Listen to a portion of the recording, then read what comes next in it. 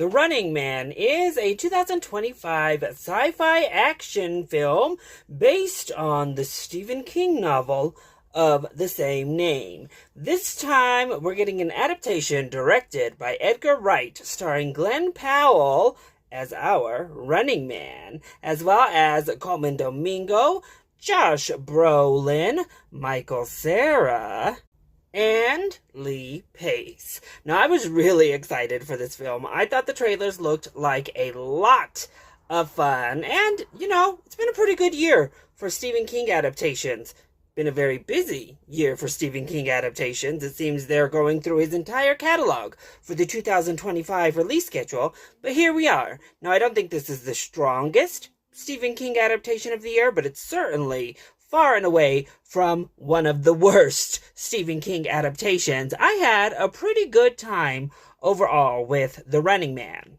So I think Glenn Powell is adequately charming as well as action star enough for the lead role here. He sells it. He sells the message.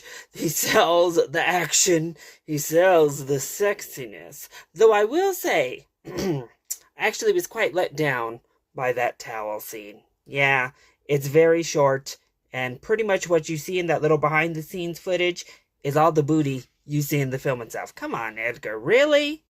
But then we have Coleman Domingo, who is just chewing the scenery for all it's worth. Every time he's on screen, he steals it. I loved Coleman Domingo and all of his flair here. Josh Brolin is also perfectly menacing in this film. The action set pieces are a lot of fun when we get them.